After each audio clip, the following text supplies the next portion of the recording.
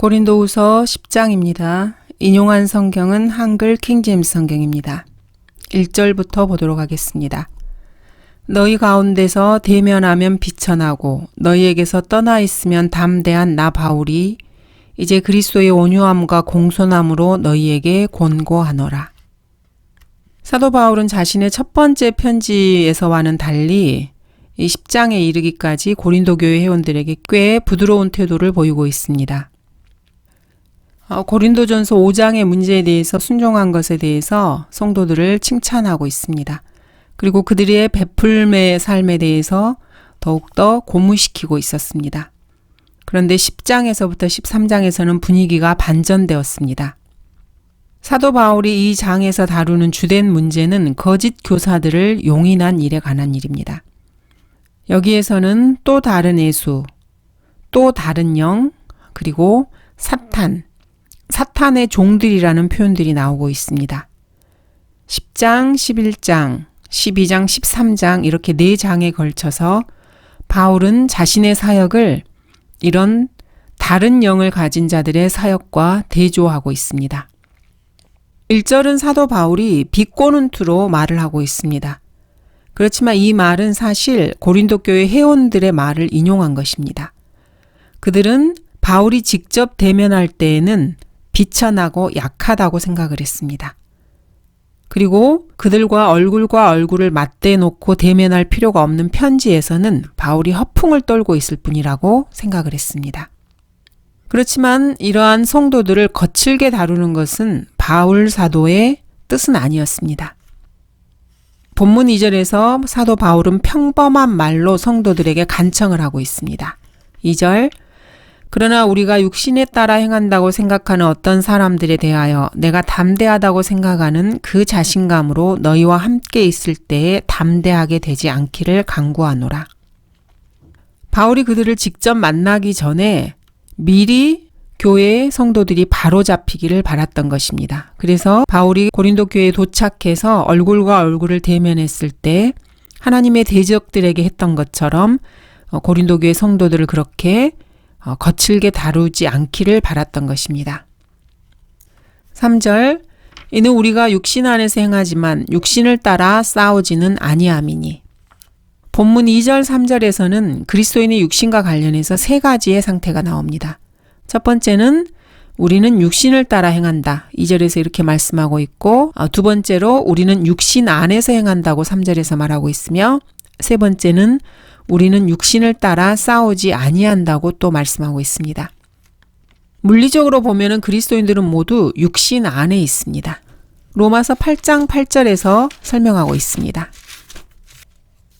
그러므로 육신 안에 있는 자들은 하나님을 기쁘시게 할 수 없느니라. 이런 이유에서 사도 바울은 우리가 육신 안에서 행하지만 이렇게 말하고 있습니다. 물리적으로는 그리스도인들이 모두가 다 죽기 전 또는 휴거되기 이전에는 육신의 몸 안에 살고 있기 때문입니다. 그렇지만 영적으로 보면은 어떠한 그리스도인도 육신 안에 있지 않습니다. 로마서 8장 9절입니다. 그러나 하나님의 영이 너희 안에 거하시면 너희가 육신 안에 있지 아니하고 성령 안에 있나니 이제 누구든지 그리스도의 영이 없으면 그의 사람이 아니니라고 말씀하고 있기 때문입니다. 고린도후서 5장에서 말씀하고 있는 새로운 피조물은 주님께 합하게 되었습니다. 그리고 천상에 앉혀지고 육신으로부터 자유로운 몸이 된 것입니다. 자, 그리스도인이 되고 나서 그리스도인이 육신의 옛사람을 어떻게 생각하고 또 자신을 어떤 성품에 내어주느냐에 따라서 그 사람은 새롭게 행할 수도 있고 또 본문 2절처럼 육신에 따라 행할 수도 있습니다. 너희가 육신을 따라 살면 죽을 것이나 성령을 통하여 몸의 행실을 죽이면 살리라. 구원받은 후에 그리스도인들은 육신을 따라 살 수도 있고 또 성령을 통하여서 몸의 행실을 죽일 수도 있습니다. 그리스도인도 이렇게 두 종류의 그리스도인이 있는 것입니다.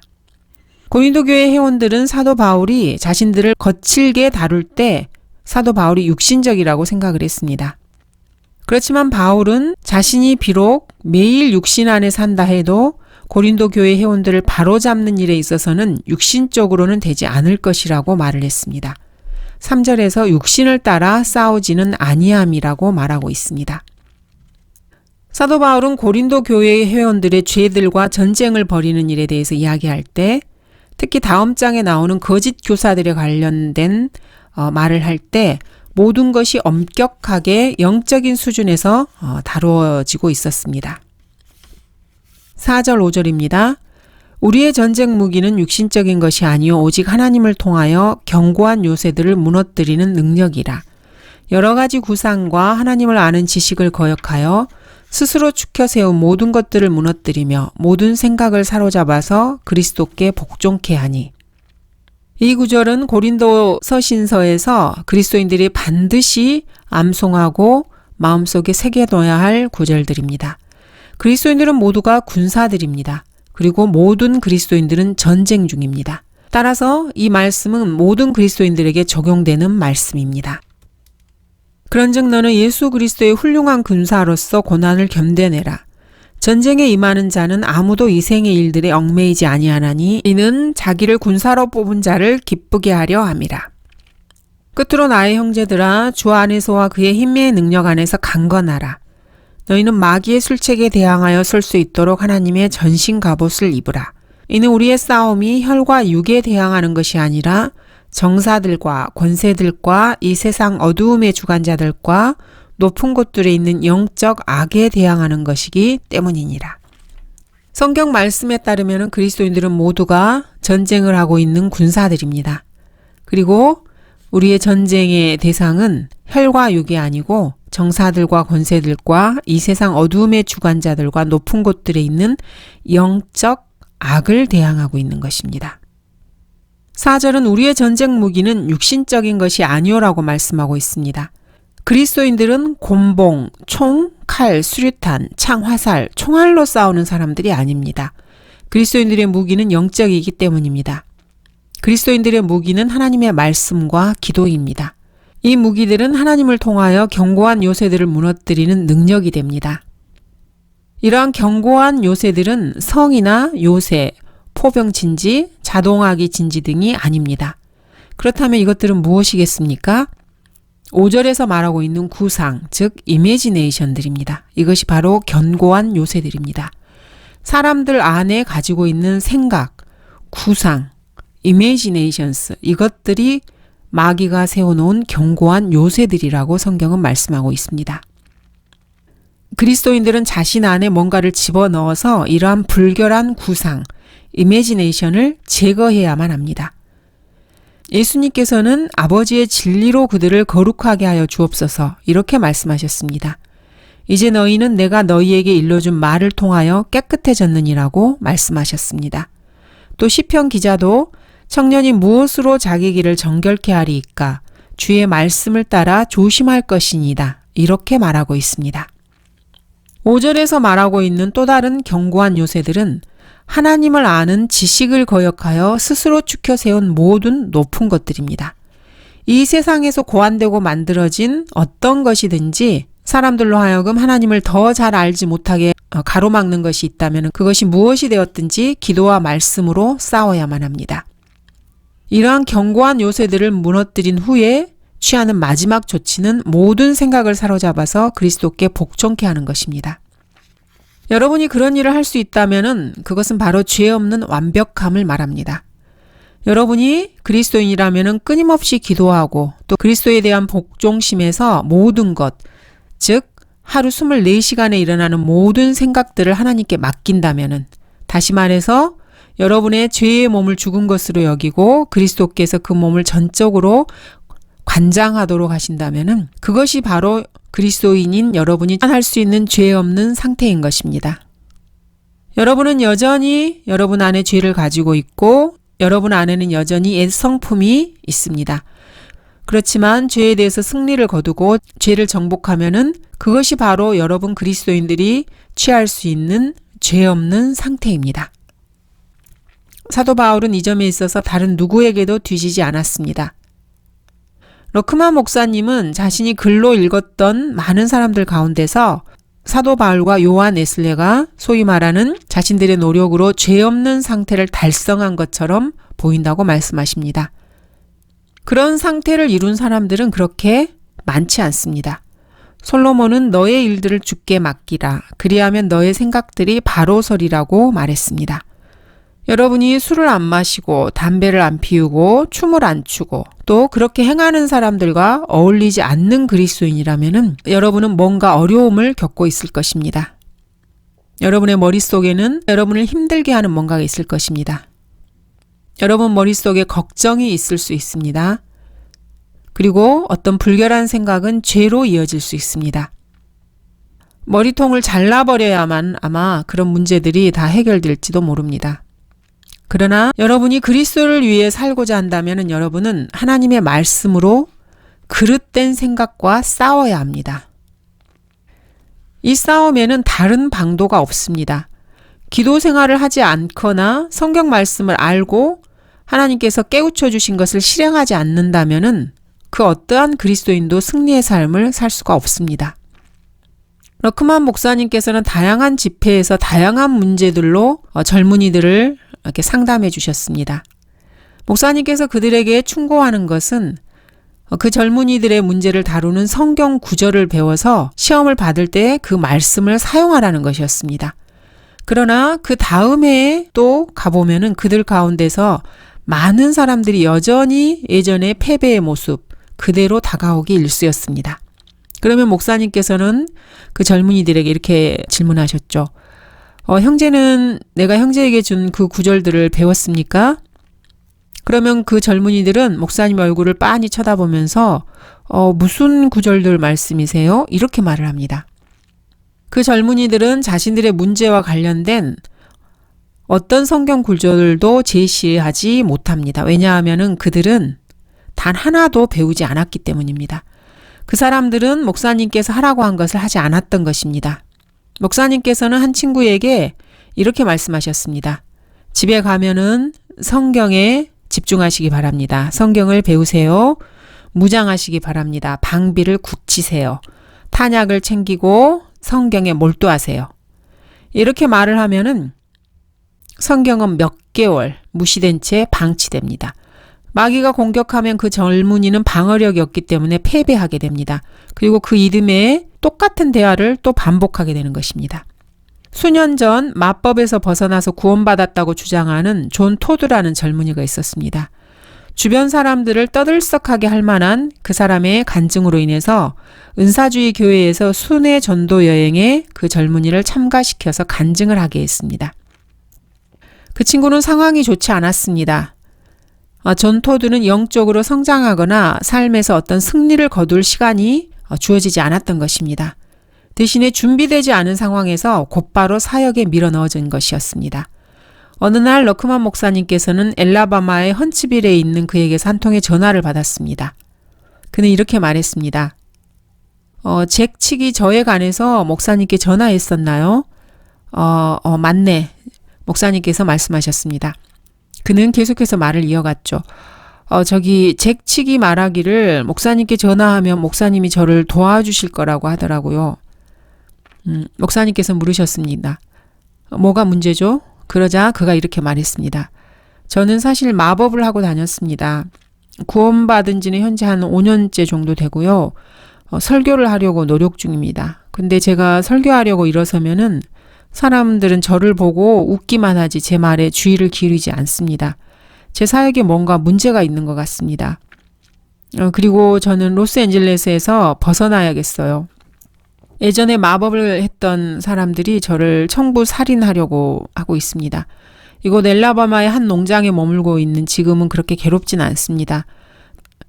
저는 앞으로 일어날 일들을 기록해둔 캘린더가 저에게는 있습니다. 이 캘린더는 돈과 때에 관련된 문제들을 신통하게 아주 잘 맞춥니다. 저는 어딘가에 저와 관련된 캘린더가 있고 그 사람들이 캘리포니아에서 제게 주문을 걸어 놓았다는 것을 알고 있습니다. 목사님께서는 이 청년에게 말씀하셨습니다. 성경을 좀 배워본 적이 있으신가요? 아마 목사님께서 배우신 만큼은 아닐 거예요. 그가 말했습니다. 잭 칙이 그러는데 아마 목사님이 배운 만큼은 배울 수 없을 거라고 하더군요. 목사님은 다시 물으셨습니다. 근데 조금이라도 성경을 좀 배웠습니까? 공부하고 있는 구절을 하나 말해줄 수 있나요? 글쎄 잘 못하겠어요. 그가 대답했습니다. 근데 이 구절들은 알아요. 그리고 그는 드루이드 승려들과 마법사들, 일루미나티 등등이 아마도 이런저런 계획들을 가지고 있을 것이라면서 계속해서 주절주절 됐습니다. 목사님께서 물으셨습니다. 젊은이 당신은 주님의 보혈을 주장하는 법을 알고 있나요? 그가 말했습니다. 제가 어느 전도회에 있었는데요. 샌 안토니오의 한 목사님이 저를 그리스도께 인도하셨고 이 전도회는 순복음 친교회였어요. 목사님께서 말씀하셨습니다. 젊은이는 주님의 보혈을 어떻게 주장하나요? 글쎄 저는 저희 제들을 위해서 그리스도의 피를 주장하는 법을 알고 있어요. 그렇지만 순복음 친교회에는 뭔가가 잘못되어 있고 그래서 저는 완전히 망가졌어요. 그래서 옳지 않은 사람들을 피해서 거기서 빠져나와야 했어요. 목사님께서 질문하셨습니다. 그 사람들이 왜 옳지 않은지 알고 있나요, 젊은이는? 글쎄요. 아니, 그들이 왜 옳지 않은지 잘 모르겠어요. 목사님이 말씀하셨습니다. 그것이 젊은이의 문제입니다. 젊은이는 성경을 지금 모르고 있습니다. 이곳에 와서 성경을 얼마 동안 공부해 보는 것이 어떻겠습니까? 저는 떠나는 게 두려워요, 목사님. 제가 하는 일이 정확하게 무엇인지 알지 못하면은 그 어떤 일도 하고 싶지 않아요. 저는 실수를 무척 많이 저질렀고 2번이나 저격을 당했고 그 사람들이 저를 뒤쫓고 있다는 것을 알고 있어요. 저는 확신이 서지 않는 일은 하기 싫습니다. 목사님께서 말씀하셨습니다. 절대적으로 확신이 설 때까지 기다린다면은 젊은이는 믿음으로 살 수 없습니다. 의인은 믿음으로 사는 것입니다. 목사님은 잠시 그 사람과 전화상으로 기도한 후에 수화기를 내려놓으셨습니다. 조니 토드는 목사님의 교회나 펜사콜라 성경 신학원 혹은 다른 어떤 곳에서도 성경을 결코 배우지 않았습니다. 그는 결국 몇몇 교회들과 그의 사역과 그의 인생을 완전히 망치고 말았습니다. 그가 해야 할 최선의 일이라면 아마도 그 캘린더라는 것을 가져다가 불에 태워버리는 것이었을 것입니다. 여러분이 만약에 그런 것을 알아보고 다니기 시작한다면은 마귀는 충분히 많은 일들을 그 캘린더에 적혀 있는 것들을 실현시킬 수 있습니다. 그래서 그 사람을 덫에 걸리게 하는 것입니다. 그리고 그 사람이 성경이 아니라 불확실한 것에 의지해서 살아가게 만드는 것입니다. 그래서 그 사람이 성경이 아니라 그런 불확실한 것에 근거해서 결정을 내리기 시작할 때쯤 되면은 사탄은 그 사람을 덫으로 덥석 물어서 파멸시키게 됩니다. 그 부분에 관해서 성경은 이렇게 말씀하고 있습니다. 그러므로 내일을 위하여 염려하지 말라. 내일 일은 내일 염려할 것이요. 그날의 재앙은 그날로 충분하니라. 여러분이 그리스도인이라면은 여러분은 옛날의 상상들과 생각들이 일어날 때 이렇게 말해야 합니다. 주 예수님, 이 생각을 제 마음에서 가져가 주셔서 그리스도의 보혈로 씻어주세요. 이 잘못된 생각들을 그리스도의 보혈에 담가주세요. 이 잘못된 상상과 생각과 사고들을 그리스도의 보혈에 잠기게 해주세요. 내 머리를 그리스도의 보혈로 채워주세요. 내 혼과 영을 그리스도의 보혈로 씻어주세요. 저는 예수 그리스도의 보혈에 잠기고 싶습니다. 만일 그렇게 한다면 여러분은 그런 생각들이 시들어 죽는 것을 지켜보게 될 것입니다. 여러분은 레이저빔이나 심리치료로 어떻게 해보려고 하고 있는 것은 아닙니까? 예수 그리스도의 보혈로 여러분의 생각과 마음을 씻고 그것들이 어떻게 여러분에게서 나가는지를 지켜보기만 하면 됩니다. 근데 이렇게 혹자는 말합니다. 그런 거는 시도를 해봤는데 효과가 없는 것 같아요. 여러분은 그러한 것을 매우 열심히 그리고 아주 오랫동안 시도하셔야 합니다. 아마 그렇게 오랫동안 시도하지는 않았을 것입니다. 여러분은 죄에 굴복할 준비가 되어 있는 곳으로 들어간 다음에 그것을 혼자서 막아보려고 합니다. 아니면 더 심한 것은 그러한 죄들을 가지고 노는 것에 들어가서 이렇게 말하는 것입니다. 조금만 더 가지고 놀아야지. 그만할 건지 어쩔지는 좀 더 생각해 봐야겠어. 물론 옳게 행한다고 다 되는 것은 아닙니다. 옳게 행하고 있는 여러분은 지금껏 잘못되어 온 것을 바로잡을 준비가 되어 있어야 합니다. 그것이 바로 자기 자신을 응징하는 것입니다. 6절에서 말씀하신 것입니다. 너희의 복종이 이루어지면 모든 불복종을 응징하려는 준비를 갖추고 있느니라. 여러분 안에 있는 모든 불복종을 응징해야 합니다. 옛날 감리교도들은 그것을 여러분의 죄에 대한 배상이라고 불렀습니다. 사도 바울은 이 부분을 에베소서 4장에서 더 자세하게 말하고 있습니다. 에베소서 4장 24절부터 보겠습니다. 하나님을 따라 의와 참된 거룩함 안에서 창조된 새 사람을 입으라. 그러므로 거짓을 버리고 각자 자기의 이웃과 더불어 진리를 말하라. 이는 우리가 서로 지체이기 때문이라. 화를 내되 죄는 짓지 말고 해가 지도록 분노를 품지 말며 마귀에게 틈을 주지 말라. 도둑질하는 자는 더 이상 도둑질하지 못하게 하고 오히려 일하게 하라.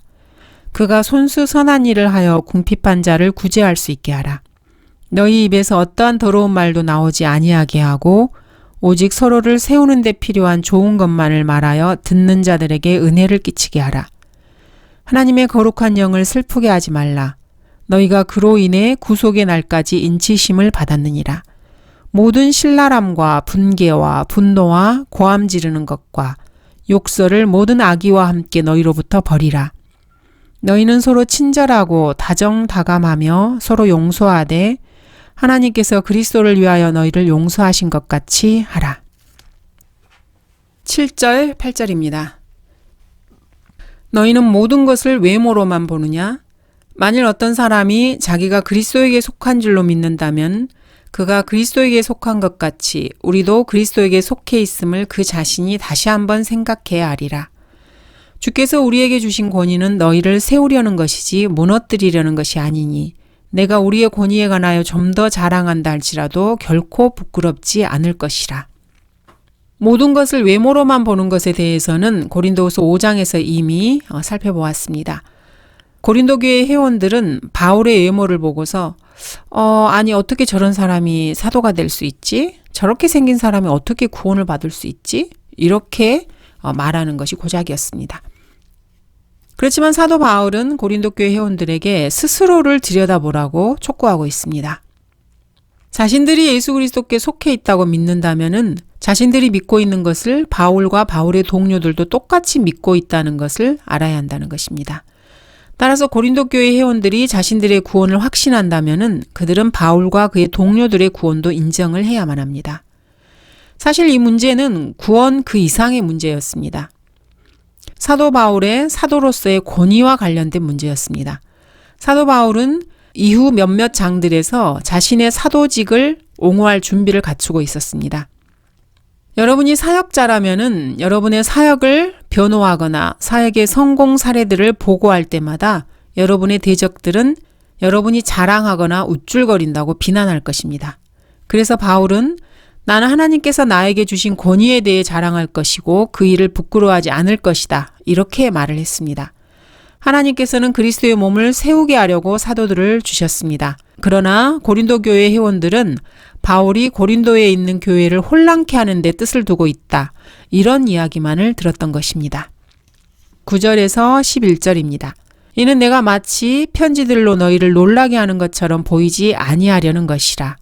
그들이 말하기를 그의 편지들은 무게가 있고 힘이 있지만 직접 대할 때는 약하고 그 언변도 하찮다고 하기 때문이라. 그러한 사람은 이것을 생각해야 하리니 즉 우리가 함께 있지 않을 때 편지로 말하는 것이 함께 있을 때 행동으로 하는 것과 같다는 것이라. 고린도 교회에는 문제가 있었습니다. 즉 사도 바울을 좋아하지 않은 사람들이 고린도 교회 회원들에게 영향력을 행사하고 있었던 것입니다. 그래서 그 사람들은 고린도 교회 회원들에게 바울을 깎아내리고 그 여세를 몰아서 자기들이 얼마나 훌륭한지를 이야기를 했습니다. 고린도 교회 회원들은 그 사람들에게 길을 내주었고 그들을 사도로 여겼습니다. 그런 와중에 그리스도께로 자신들을 인도해 준 바울에 대한 믿음을 잃어가고 있었습니다. 바울은 다음 2장에서 자신의 사역을 자랑하는 데 할애했습니다. 바로 이런 이유에서 그렇게 한 것입니다. 고린도후서 10장 17절에서는 자랑하는 자는 주를 자랑하라 이렇게 말하고 있습니다. 또한 고린도후서 12장에서는 이렇게 말합니다. 정녕 자랑하는 것이 나에게 유익하지 못하나 내가 주의 환상들과 계시들을 말하리라. 내가 14년 전에 그리스도 안에서 한 사람을 알았는데 그가 몸 안에 있었는지 나는 말할 수 없고 몸 밖에 있었는지 나는 말할 수 없지만 하나님께서는 아시느니라. 그 사람이 셋째 하늘로 끌려 올라갔느니라. 여기서 셋째 하늘로 끌려 올라간 사람은 바울 자신이었습니다. 내가 이런 사람을 아노라. 그가 몸 안에 있었는지 몸 밖에 있었는지 나는 말할 수 없지만 하나님께서는 아시느니라. 그가 낙원으로 끌려 올라가서 말로 다 설명할 수 없는 말을 들었는데 그것은 사람들에게 말하도록 허락되지 않은 것이로다. 내가 이런 사람에 관해서는 자랑하겠으나 나에 관해서는 약하다는 것 외에는 자랑하지 아니하리라. 바울이 자기 자신이 셋째 하늘로 끌려 올라갔다고 이렇게 자랑한 이유는 바로 고린도 교회 회원들 때문이었습니다. 그는 자기 자신을 자랑하고 있습니다. 만일 내가 꼭 자랑해야 한다면 나는 나의 약한 것을 자랑하리라. 또 이렇게 말하고 있습니다. 그리스도의 진리가 내 안에 있으니 아카야 지방에서 아무도 나의 이 자랑을 막지 못할 것이라. 많은 사람이 육신을 따라 자랑하기에 나 역시 자랑하노라. 사도 바울은 자신의 사역을 자랑할 수밖에 없었습니다. 하지만 이러한 자랑을 나를 어리석은 자로 받아들여서 내가 조금만 자랑하게 하라. 이렇게 말함으로써 조금 완화시킵니다. 바울은 실제로 자신의 신용증명서를 이렇게 제시한 후에 자신을 중상하는 자들의 신용증명서를 자신의 격과 비교하는 일을 지금 하고 있습니다. 사도 바울의 대적들은 사도 바울에 대해서 딱 한 가지를 대적하고 있습니다. 그들이 말하기를 그의 편지들은 무게가 있고 힘이 있지만 직접 대할 때는 약하고 그 언변도 하찮다고 하기 때문이라. 이렇게 사도 바울을 공격하고 있었던 것입니다. 그래서 바울은 이렇게 항변합니다. 비록 언변에 있어서는 서툴지만 지식에 있어서는 그렇지 아니하노라. 오히려 우리는 모든 일에 있어서 너희 가운데서 온전히 나타내 보였느니라. 사도 바울의 대적자들은 사도 바울이 말하는 방식을 별로 좋아하지 않았던 것입니다. 바울의 대적자들은 바울의 언변이 하찮다는 것을 알고 있었습니다. 그리고 또 서툴다고 생각을 했습니다. 바울의 설교는 서툴고 노골적이었습니다. 사실 그랬습니다. 사도행전 26장 27절에 사도 바울의 설교를 한번 보시기 바랍니다. 아그리파 왕이여 선지자들을 믿으시나이까? 믿으시는 줄 아나이다 라고 하니라. 여기서 바울은 왕의 말을 끊고서 왕에게 질문을 던진 후에 왕의 허락도 없이 왕이 하지도 않은 말을 한 것처럼 말합니다. 사실 그것은 결례입니다. 지금 이 시대는 품위 있게 말하는 사람을 영적으로 여기는 시대입니다. 우리가 살고 있는 현 시대가 그렇습니다. 그렇다고 해서 버릇없고 무례하고 추잡하게 말하라고 부추기는 것은 아닙니다. 천성적으로 그렇지 않은 사람이라면은 우쭐거리거나 뭐나 되는 척하지 말아야 합니다. 우리 그리스도인들이 꼭 기억해야 할 것은 이것입니다. 진짜로 문제를 일으키는 자들과 교회를 분열시키는 자들, 거짓 교리를 퍼뜨리는 자들은 언제나 순진한 사람들의 마음을 미혹하기 위해서 정중한 말과 그럴듯한 언변을 사용한다는 점입니다. 따라서 사도 바울의 언변이 비록 서툴고 하찮기는 했지만은 사도 바울은 옳았습니다. 그리고 정중한 말과 그럴듯한 언변을 사용하는 자들은 틀렸습니다. 러크만 목사님 역시 자신의 상스러운 말과 속옷 때문에 사역에서 받지 않아도 될 많은 비난을 받으셨습니다. 그렇지만 목사님께서는 사실 그런 종류의 언어를 의도적으로 사용하셨습니다. 고의적으로 그렇게 일을 하신 것입니다. 목사님께서는 목사님의 말을 통해서 사람들을 메스껍게 해서 그 사람이 가던 길을 돌아서 다른 방향으로 돌려놓고 싶어 했습니다. 그래서 그런 일을 하신 것입니다. 어떤 사람을 진리에서 멀어지게 해서 그것을 내버려둬서 지옥에 가게 하든지 아니면 진리가 제시되는 어떤 그 방법과 상관없이 하나님의 말씀을 받아들이도록 하기 위해서 그 일을 하신 것입니다. 여러분은 여러분의 감정이나 여러분이 좋아하는 것을 바탕으로 해서 진리를 받아들여서는 안 됩니다. 내가 좋아서 진리를 받아들이고 나를 좋아하지 않아서 진리를 거절한다면은 여러분에게는 진리가 필요하지 않고 그것과 아무런 관계도 없는 사람입니다. 러크만 목사님께서는 진리를 전파하셨습니다. 그 말하는 방식이 마음에 들지 않는다 그래서 그 메시지 자체를 거부하는 것은 잘못된 것입니다. 왜냐하면 그 메시지는 하나님에게서 나온 것이기 때문입니다. 사도 바울 역시 마찬가지입니다. 그가 언변이 하찮고 서툴다 그래서 그 사람의 말을 무시해서는 안 됩니다. 왜냐하면 사도 바울이 하는 말은 하나님에게서 나온 것이고 하나님으로부터 복음의 경륜을 위탁받았기 때문입니다. 그러므로 사도 바울의 말을 거절하는 것은 사실 하나님의 말씀을 거절하는 것입니다. 러크만 목사님께서 킹제임스 성경을 소화하기 위해서 하신 이러한 말씀들 역시 그 말하는 방식이 마음에 들지 않는다고 그것을 거부하면은 하나님을 거부하는 것입니다. 그래서 누군가가 목사라는 이름으로 하나님의 일을 한다는 그런 사람들이 여러분에게 다가올 때 여러분은 분별할 줄 알아야 합니다. 그 사람의 말하는 방식을 보는 것이 아니고 그 사람의 메시지가 진정으로 하나님으로부터 나온 것인지를 분별할 수 있는 영적인 분별력이 필요합니다. 러크만 목사님께서는 진리를 진짜 원하지 않고 그냥 정치적으로 악용해서 목사님의 이름을 내고 사람들을 사귀려고 하는 사람들을 싫어하셨습니다. 그래서 그런 사람들을 골라내고 싶어 하셨습니다. 그래서 그런 사람이 구원받지 않았다면은 지옥 속으로, 그가 구원받았다면은 로마 카톨릭 속으로 드롭킥에서 쳐넣으려고 목사님 방식대로 글을 쓰고 말씀을 하시는 것입니다. 그것이 바로 러크만 목사님의 사역이었습니다. 그렇지만 그것은 여러분의 사역은 아닙니다. 여러분은 하나님께서 여러분에게 원하시는 것을 하시면 됩니다. 러크만 목사님께서는 하나님께서 자신에게 원하시는 것을 하셨고 그런 말투와 그런 식의 행동으로 하나님께서 자신에게 원하시는 일을 하셨습니다. 목사님께서는 단지 빵과 생선을 얻기 위해서 그리스도를 따르는 사람들을 찾아내어서 제거하는 것이었습니다. 그것이 바로 하나님께서 목사님께서 하기를 원하시는 일이었습니다. 요한복음 6장에 보면은 먹을 것을 위해서 예수님을 따라다녔던 사람들이 있습니다.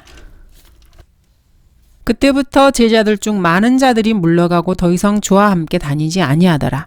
그러므로 예수께서 열둘에게 말씀하시기를 너희도 가려느냐고 하시니 그때 시몬 베드로가 대답하기를 주여 우리가 누구에게로 가오리까? 주님께는 영생의 말씀들이 있나이다. 우리는 주께서 그 그리스도 곧 살아계신 하나님의 아들이심을 믿으며 또 확신하나이다 라고 하니라. 그 이윗구절에서 예수님께서는 살리는 것은 영이니 육은 전혀 무익하니라고 이렇게 말씀을 하셨습니다. 그래서 내가 너희에게 한 말들은 영이요 생명이라 이렇게 말씀하시고 자신을 따르는 무리에게 너희 중에는 믿지 아니하는 자들도 있다고 말씀하셨습니다. 이 말씀을 듣고 많은 사람들이 주님을 떠나갔습니다. 주님은 러크만 목사님께서 힘껏 발길질하고 힘껏 침을 뱉기를 원하셨습니다. 그래서 어떤 사람이 진리 외에 다른 동기를 가지고 진리에 접근하면은 그 사람은 그러한 태도를 견딜 수 없어 하게 되는 것입니다. 진리에 관심이 있는 사람들은 그런 태도와 상관없이 진리에 접근하는 것입니다. 이것이 바로 주님께서 러크만 목사님에게 원하시는 일이었습니다. 사도 바울의 편지들에 힘이 있다는 데는 모두가 다 동의할 것입니다. 그 힘이 어찌나 강력했던지 바울은 자신이 쓴 글이 고린도 교회 회원들을 놀라게 하지 않을까 염려까지 했습니다. 그러나 바울을 대적하는 사람들은 바울이 도착하면은 그의 무게가 있고 힘이 있는 편지들과 그의 허약한 몸과 하찮은 언변 사이에 차이점을 보게 될 것이라고 그렇게 고린도 교회 회원들을 해유시켰습니다. 11절에서 그렇지만 바울은 그들에게 확실하게 선을 긋고 있습니다. 그러한 사람은 이것을 생각해야 하리니 즉 우리가 함께 있지 않을 때 편지로 말하는 것이 함께 있을 때 행동으로 하는 것과 같다. 이렇게 말하고 있습니다. 그리고 그 사람들이 원하는 것이 바로 이런 것이라면은 편지에서 그렇게 한 것처럼 직접 대면할 때에도 그 사람들을 거치게 다룰 것이라고 말하고 있습니다. 사도 바울은 편지를 쓸 때와 조금도 다르지 않게 대면에서 말할 것입니다. 감사합니다.